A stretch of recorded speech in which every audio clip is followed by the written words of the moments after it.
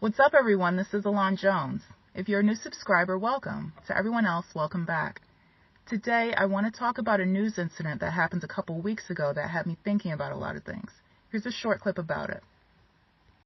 Tonight, new details about 24-year-old Emmanuel Aranda, the suspect that police say cold-heartedly grabbed a 5-year-old boy and threw him nearly 40 feet from a third-floor balcony at the Mall of America. According to court documents, Aranda telling investigators he had cased the mall the day before and he intended to kill someone, an adult, but chose the boy instead, adding he was aware it was wrong. And police say he was angry because he had been rejected by women he approached at the mall. Aranda, who's facing first-degree attempted murder charges, had been banned from the mall in the past for throwing water in a woman's face and destroying property. His family says he has mental health issues. So I thought that I would use this story as an opportunity to make a connection between narcissistic personalities and atrocities like this, and also how the media tends to get it wrong time and time again. So once again, this incident is not racially charged, yet it's making racist people more racist, and it's making non-racist people racist. He's not a part of the black men ain't shit crowd, and that includes him being a colorist. And he's Somalian. He's not an ADOS man, but of course he's associated with us. Emmanuel Aranda attempted to kill someone because he felt he could, and his family says that he has a history of psych issues, and I do believe them. But what this situation is one example of an act of evil from a malignant narcissist, which is a little unlike and more serious than the general narcissistic traits that I explained in my last videos. As far as the news and the public is concerned, though, this type of personality is almost never recognized for who they actually are. For example, how do we usually label violent guys like Aranda? They're psychos, right? Or a random crazy guy. But this is 2019. We have to do better than that. What type of psycho? What type of crazy? What type of evil? And I don't mean after the fact when we do a case study on a guy because he killed 25 people and it ends up becoming an episode of Investigation Discovery, or it ends up being on the Lifetime channel. How can we recognize this type of person and plan accordingly before more people have to die in the same manner? What they won't say in the news. Aranda is definitely a form of a narcissist to think that he has a right to kill someone just because he wants to. The lack of empathy there, the rationalization of wrongdoing, the rage, and the entitlement to other people's lives is the basis for that connection. The news is saying that he has what seems like schizophrenic behavior, but generally, black people tend to only be diagnosed with either schizophrenia or bipolar disorder. In my opinion, it's as if we're too low IQ to have more of the obscure, complicated mental disorders that other races have. So it will never be narcissistic personality disorder, borderline personality disorder, antisocial personality disorder, or autism spectrum disorder for us, which means that the black community won't be talking about it. Which means that the black community won't know about these disorders and how to recognize them in their own people. For instance, Aranda's behavior could also mimic that of a frustrated adult on the autism spectrum, which is rarely directly linked to murder in the news, black, Caucasian, or otherwise. Actually, the connection between violence and autism seems strangely taboo to speak about, and you won't find it in mainstream media. If you do, they're strongly arguing against an autism diagnosis. But without further ado, let's get into some examples of dangerous malignant narcissists, their MO, and the different types we deal with. Let's start with dissecting the Daniel Drayton story. Daniel Drayton's not stupid, and he knew that if he claimed the voices told him to kill his victims, that he would be believed because he's black. And again, that's the only diagnosis that we get when we do crazy things. Here's a brief clip about that story. Now to that frightening story from a woman who says she dated a self-proclaimed serial killer. The man accused of using dating sites to prey on and attack women. Now one is coming forward saying she narrowly avoided the same fate. The 26-year-old mom speaking out to ABC News about her tumultuous relationship with 27-year-old Daniel Drayton. The man now suspected of killing a woman and sexually assaulting at least 2 others, all of whom he allegedly met online. I felt guilty in the beginning because I kept feeling like, how can I not see the signs? You said he almost seemed like the dream guy. We talked about everything. He started to become my best friend in so little time. She agreed to meet him, and he asked her to drive to a nearby park. He was like, so you really don't see us getting back together? I was like, no. And that's when he just looked at me in the car and then jumped across. When he was choking me, I was like, I'm gonna kill you, I'm gonna kill you, I'm gonna kill you. That's when I kept feeling like this is it. So, how is he a narcissist? How's the news deflecting? And should the girlfriend be accountable?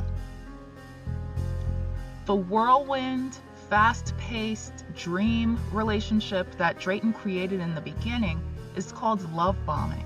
And that's a technique that narcissists use, which involves an overflow of attention, interest, gifts, favors, and anything else good to gain the partner's trust until they hook you, and then afterwards they start abusing you. Narcissists are the most predictable out of all personalities. That's a good thing for us. They generally follow the same exact formula every time with every person. There are 3 phases of a relationship with a narcissist. Idealization, where the target is put on a pedestal and showered with fake love and attention. Devaluation or devaluing, when they suddenly no longer respect you and they start abusing you.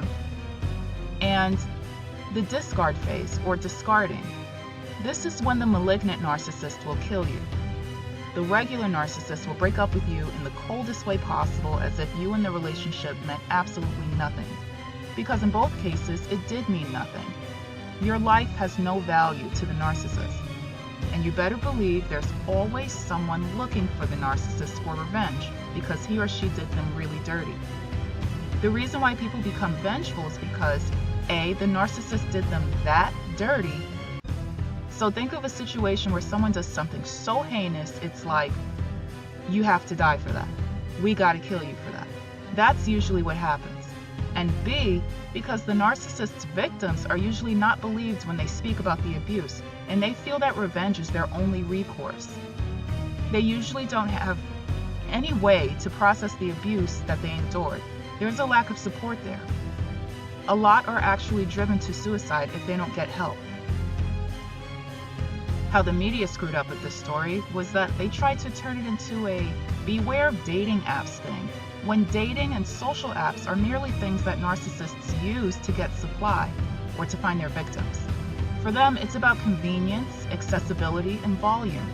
They can get a lot of people a week on that. All types of narcissists are on these platforms, not just those that kill. But what the narrative should have been was, beware of this type of guy on dating apps. The news never gets an expert who knows what's happening and who can give us real solutions to dangerous issues. Why? They can afford a psychologist who can tell us what's wrong and what to watch out for, but they don't, because it's a part of their job to instill fear and confusion in the public, and the people on top who are running things have these disorders themselves, and they prohibit the media from exposing them. The girlfriend.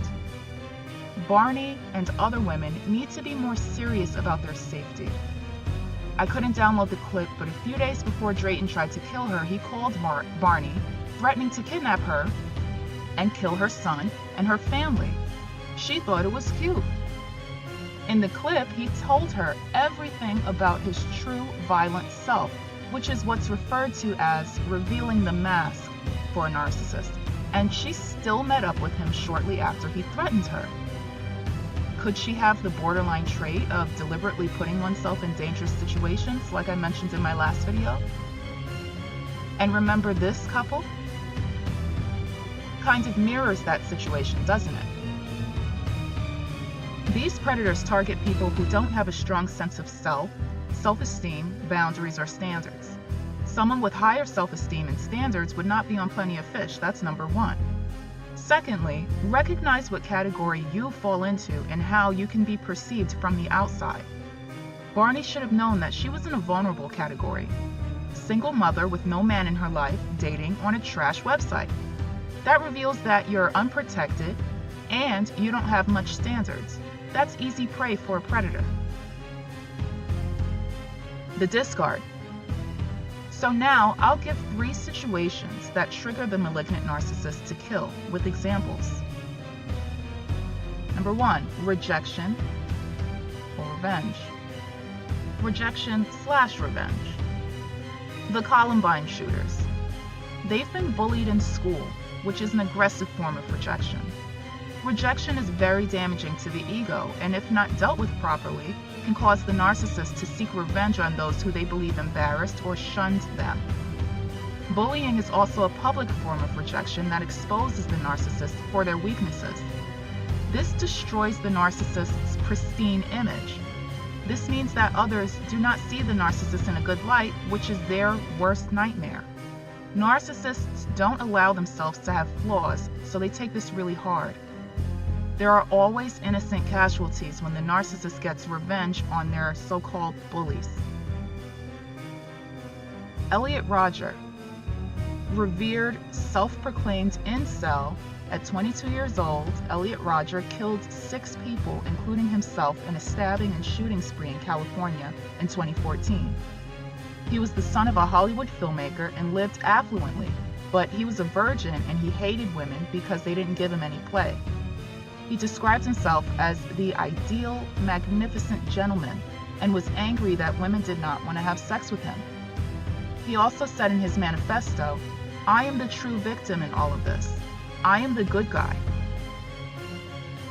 Emmanuel Aranda, 24 years old, threw a boy off of a third-floor balcony in a mall. This was one of several offenses that he made at the mall, from which he was previously banned for throwing something in a woman's face. Aranda said that he was angry because he was rejected by women. Anthony Sowell, aka the Cleveland Strangler, who was arrested for killing 11 women, mostly drug addicts and prostitutes, whose remains were found inside his house in 2009.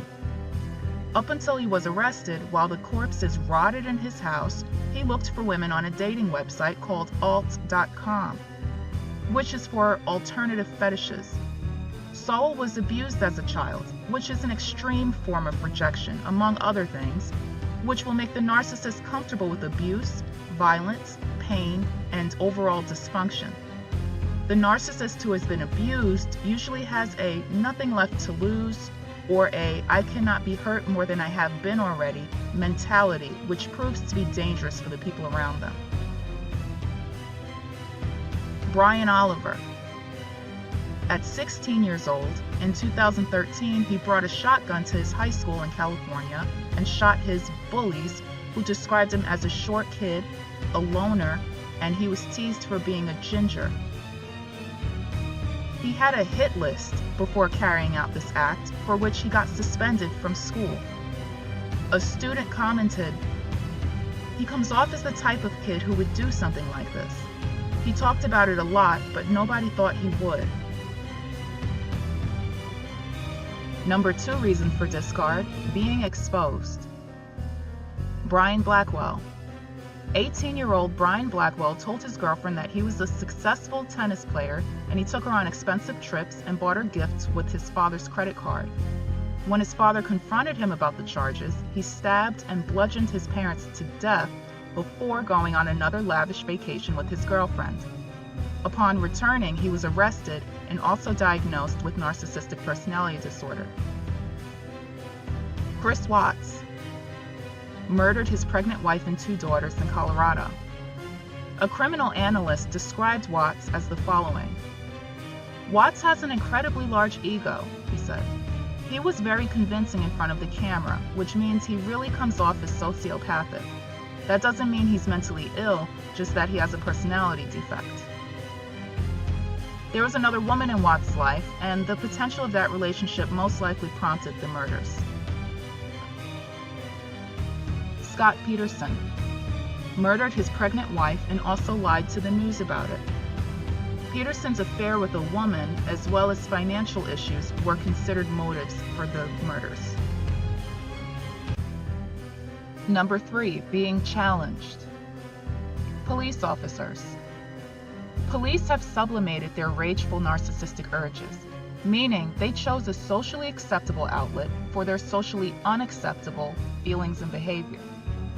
People who want to feel superior and who want to bully, kill, or inflict pain without consequence usually become cops, and sometimes they go into the military. Michael Barnhill.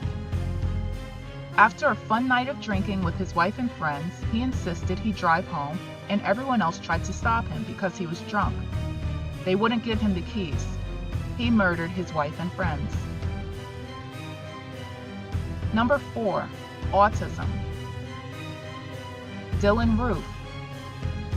In 2015, a white supremacist, Dylan Roof, killed 9 people in a black South Carolina church. He said that he would rather die than be labeled autistic or mentally ill, and declared, "I'm just a sociopath." Adam Lanza. In 2012, a 20-year-old man killed his mother before slaughtering 20 students and 6 teachers and himself at an elementary school in Connecticut. He had online companions, but according to sources, he believed he was asexual. He was diagnosed with Asperger's syndrome, for which he never took the medication he was prescribed. Lanza reportedly was a recluse who played video games all day. He had no friends, and he was computer savvy. Nicholas Cruz. Described as lonely, volatile, and ostracized, 19-year-old Cruz killed 17 students from a Florida high school in 2018, from which he was previously expelled. Cruz was diagnosed with autism and was said to bang his head with his hands and often lose control over minor things like loud sounds. Sung Hui Cho. Cho was a Korean-born Virginia Tech student who killed 32 people and himself on the college campus in 2007. Cho was diagnosed with autism as a child and reportedly didn't talk at all and kept to himself as a young adult. James Holmes. In 2012 in Colorado, James Holmes killed 12 people and injured 70 others at a movie theater showing of the Dark Knight film. Holmes's mother told his psychiatrist that he had always been shy and socially awkward, and before the attack, Holmes told his psychiatrist that he had obsessive thoughts about killing people and homicide was the only solution to his biological problem. Holmes used Match.com to associate with women, and he paid prostitutes. Malignant narcissists, like other narcissists, also fall into the categories of covert and overt. The covert ones, the cowardly ones, will never admit to the murders or any wrongdoing. The overt ones actually want the attention that comes with being known as a serial killer. They consider this a form of celebrity, and they finally get to feel important because they're on TV and they'll go down in history. So, considering these examples, if the malignant narcissist doesn't seem to fit any of these categories and they're still killing people, usually the damage was done in their childhood. But if they're still doing it with no history of anything ever wrong in their lives, they're the epitome of evil. Remember, the narcissist tries to avoid underlying feelings of shame and self-loathing. They're insecure enough to envy others and to make an effort to protect their ego. So it causes them to do things that feeds their ego. The psychopath doesn't care about any of that, and it's hard to fathom, but the ego is just left out of it completely. They just do things because they're evil. An example of this would be the psychopath, aka the good guy. Let's see if you would have been able to tell anything was wrong with this serial killer.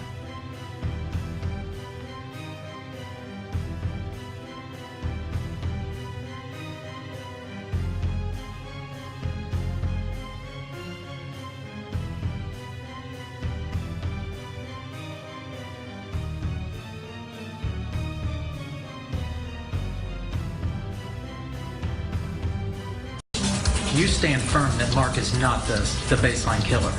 Absolutely.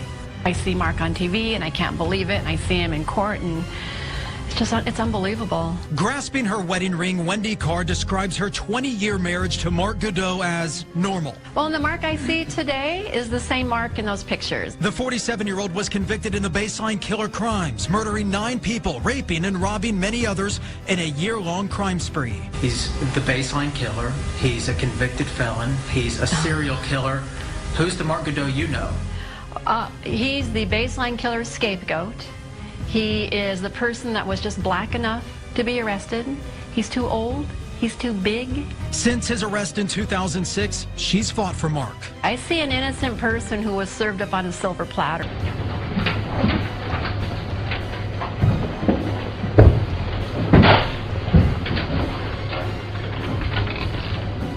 Hi. Hi, John. I only get a chance to meet the wolf.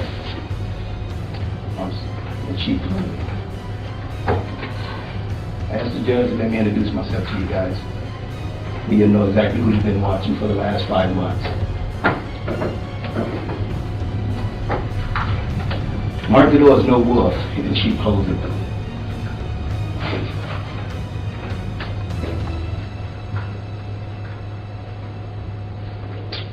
You would have gotten to know me by my deeds.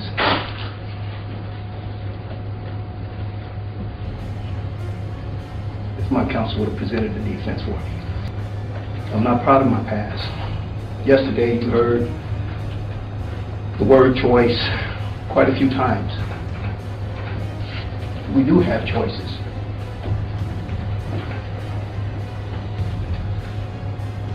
I made the choice in 1990. But then I corrected that choice. But I could look at each and every one of you in your eyes today and show you Mark Godot is no wolf in sheep clothing. But I do pray that one day you guys learn the truth about this case, or the case that I've been accused of.